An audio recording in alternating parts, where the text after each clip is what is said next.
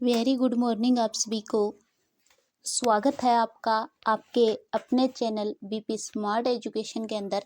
हम read pre and mains के लिए है वो साइकोलॉजी है, उसके बारे में है वो बात कर रहे हैं, जिसमें हमने है वो पिछले वीडियो के अंदर है वो मनोविज्ञान के जो संप्रदाय हैं उनके बारे में है वो दो संप्रदाय है वो हमने पढ़ लिए हैं। एक पढ़ा हमने संरचनावाद, दूसरा पढ़ा प्रकार्यवाद। आज हमारा तीसरा जो संप्रदाय है गेस्टाल्टवाद, ये संप्रदाय है वो हम पढ़ने वाले हैं। तो हम सीधा स्टार्ट करते हैं गेस्टाल्टवाद संप्रदाय के बारे में। तो ये तीसरा संप्रदाय है वो है संप्रदाय 3 नंबर का संप्रदाय है वो, इसको हम कह सकते हैं गेस्टाल्टवाद। ये 1912 के अंदर है वो ये दिया गया था। और गेस्टाल्टवाद जो शब्द है ये जर्मन भाषा का शब्द होता है। गेस्टाल्टवाद जर्मन भाषा का शब्द है। एग्जाम में है वो क्वेश्चन पूछा गया था कि गेस्टाल्टवाद है वो किस भाषा का शब्द है, और इसका अर्थ है वो भी काफ़ी इम्पोर्टेंट है कि इसका जो अर्थ होता है वो होता है पूर्णाकार या संपूर्णाकार है वो इसका अर्थ होता है, या समाकृति।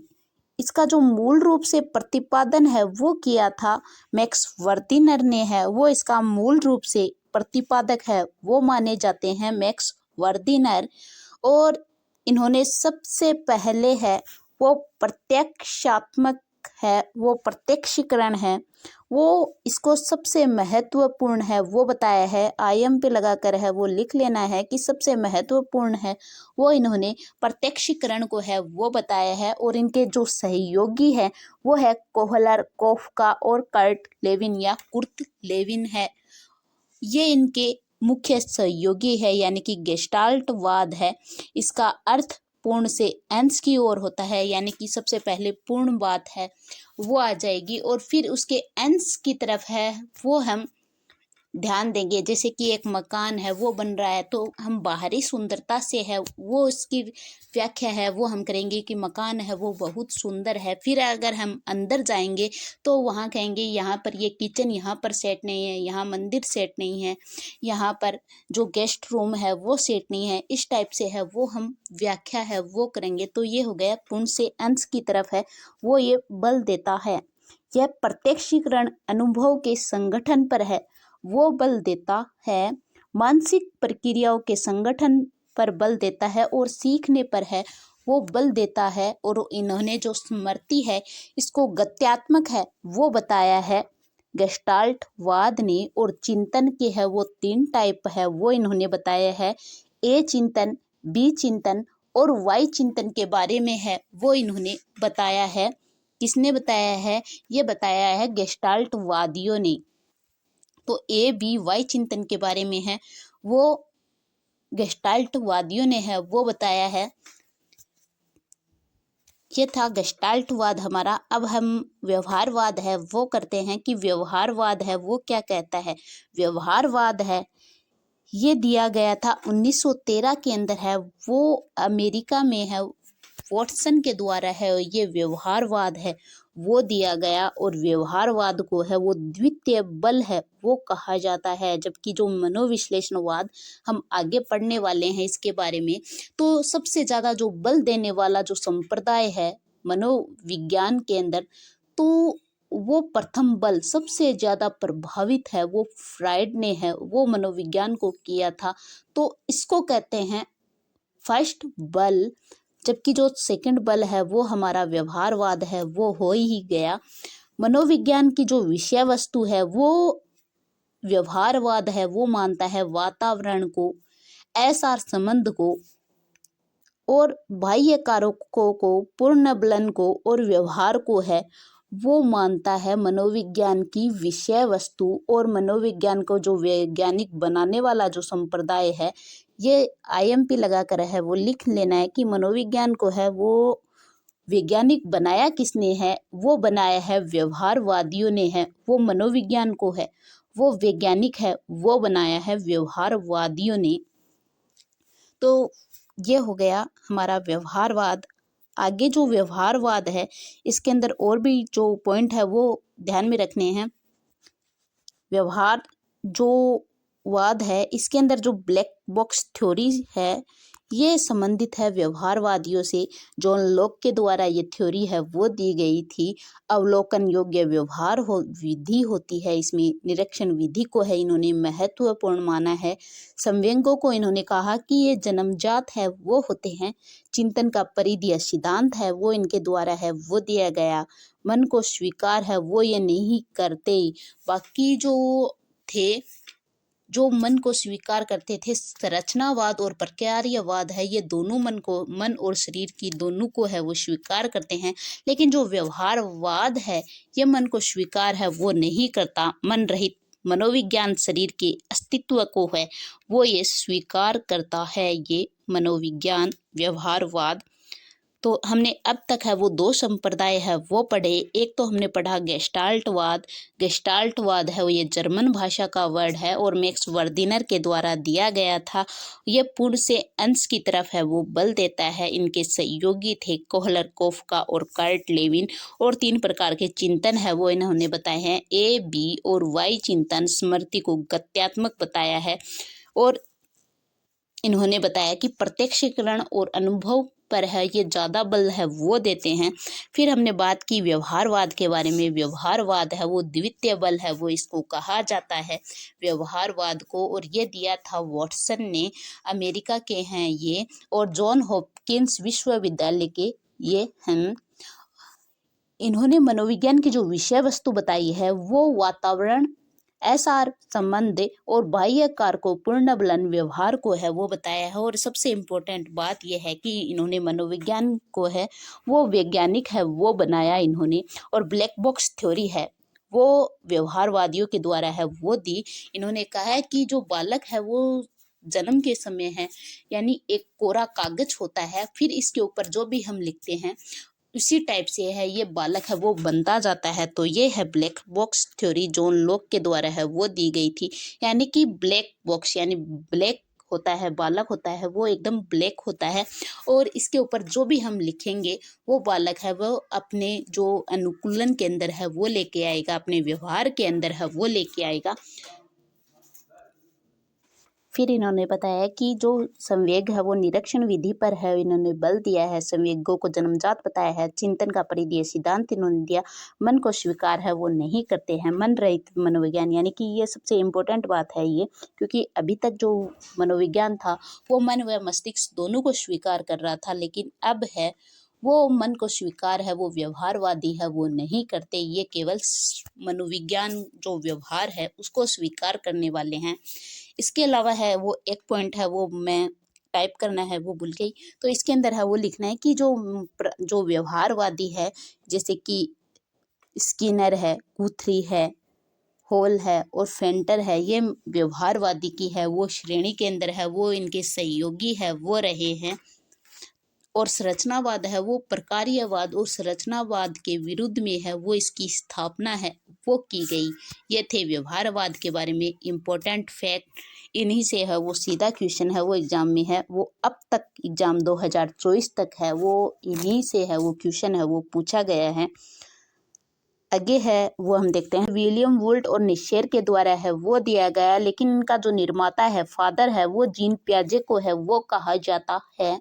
मनोविज्ञान की संज्ञानवाद ने विषय वस्तु बताई है। मानसिक क्रियाओं को है वो इन्होंने विषय वस्तु है वो बताई है कि मानसिक क्रियाएं जैसे चिंतन, स्मृति, समस्या समाधान और संप्रत्य निर्माण है वो मनोविज्ञान की मुख्य विषय वस्तु होती है। संज्ञानवादियों ने है वो ये बताई है इनको, जैसे कि विश्लेषण करना, संश्लेषण करना, इन प्रकार की जो मानसिक क्रियाएं हैं उनको विषय वस्तु मनोविज्ञान की है वो बताई है इन्होंने। इसके अलावा जो मन की तुलना है वो कंप्यूटर से है वो यह करते हैं और सूचना संसाधन पर है वो बल देते हैं। कौन देते हैं? ये संज्ञानवादी है वो सूचना संसाधन के ऊपर है वो बल देते हैं। व्हाइट बॉक्स थ्योरी से है वो इनका संबंध होता है। आंतरिक कारकों पर है ये बल देते हैं। जो संज्ञानवादी है, यानी संज्ञानवादियों के बारे में इम्पोर्टेंट फैक्ट क्या हो गया कि इनके फादर है वो जीन पियाजे हैं और इन मनोविज्ञान की जो विषय वस्तु इन्होंने मानसिक क्रियाओं को है वो बताई है। व्हाइट बॉक्स थ्योरी से है वो इनका संबंध होता है और मन की तुलना है ये कंप्यूटर से है वो करते हैं। और इनके जो अलग जो हैं वो हो गए वाइगोत्स्की, कर्ट लेविन और ब्रूनर है वो आ जाएंगे इनके अंदर। लेकिन ये हम अधिगम वाले जो टॉपिक होगा उसके अंदर है वो हम डिटेल्स के रूप में है वो चर्चा करेंगे। तो एक बार है वो हम पॉइंट है वो देखते हैं। अभी तक जो क्वेश्चन है वो संज्ञानवाद से यहाँ तक है वो पूछे गए हैं 2024 तक।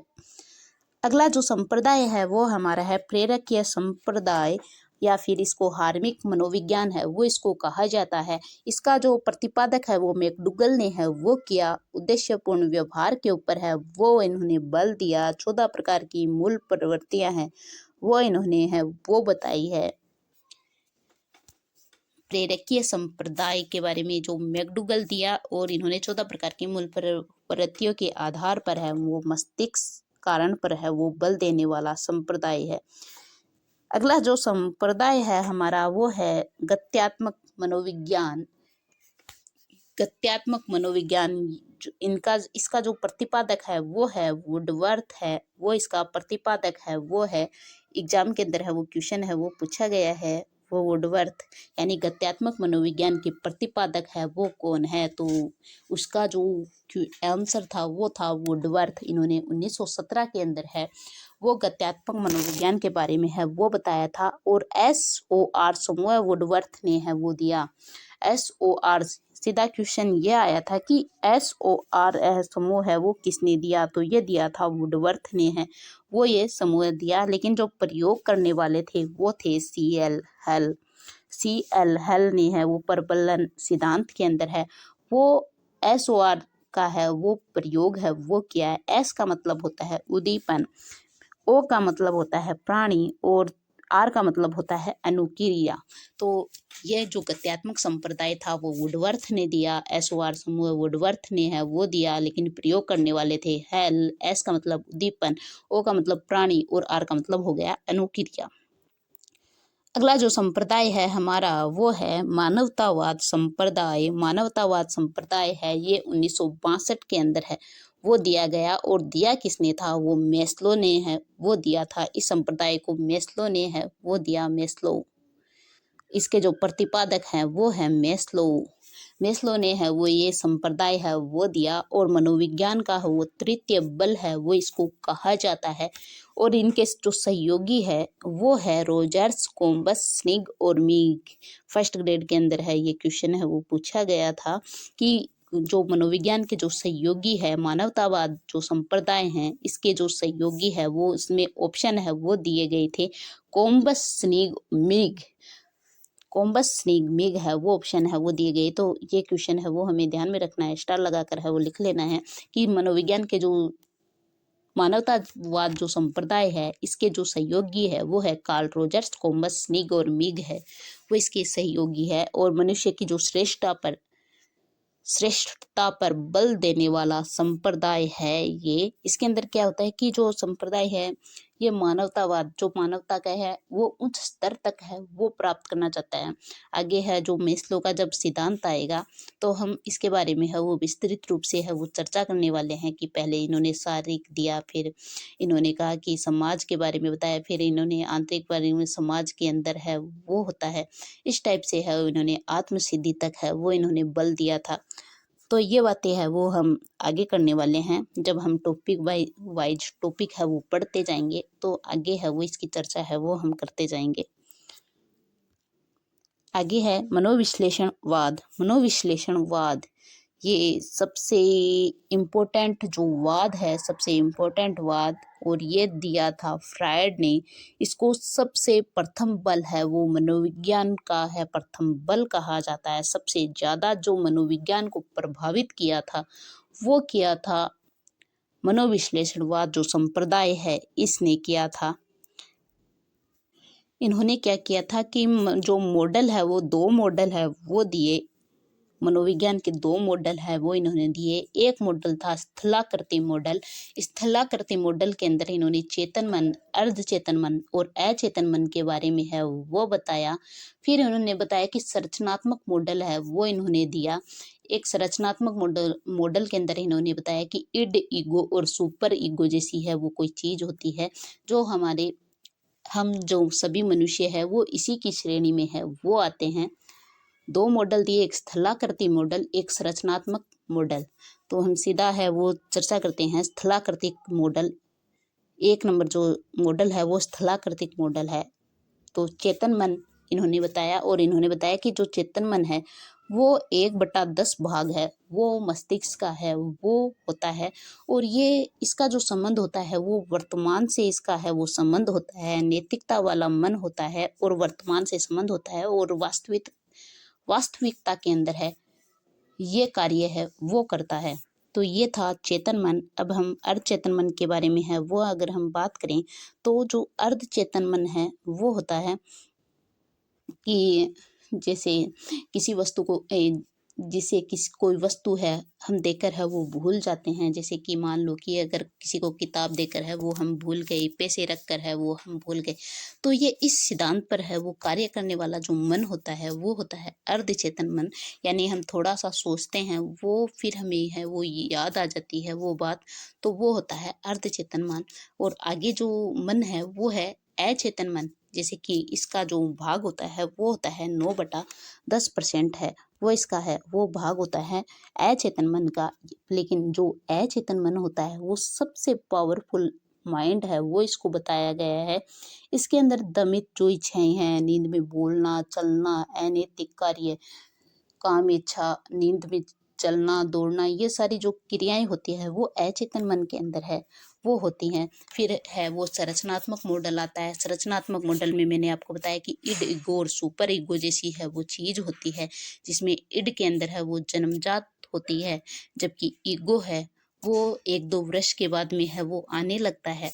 फिर जो सुपर ईगो है वो ये 4 से 5 वर्ष के अंदर है वो आने लगता है। तो इनके बारे में है वो हम बात करेंगे कल वाले वीडियो के अंदर। आज है वो मैंने सिर्फ आपको समझाया है, और कल है वो हम इनके बारे में है वो बात है वो करेंगे। आगे के जो संप्रदाय है वो भी हम कल पढ़ेंगे। जैसे कि समाज शास्त्रीय संप्रदाय है वो रह गया हमारा, और बाकी जो 3-4 संप्रदाय है वो और बचे हैं उनके बारे में है वो हम बात करेंगे कल। फिर मनोविज्ञान की शिक्षा के अंदर देन है वो किस टाइप से है वो हुई, फिर शिक्षा मनोविज्ञान के विकास क्रम के बारे में है वो हम बात करने वाले हैं। तो ये बात है वो हम करेंगे कल। तब तक के लिए है वो धन्यवाद।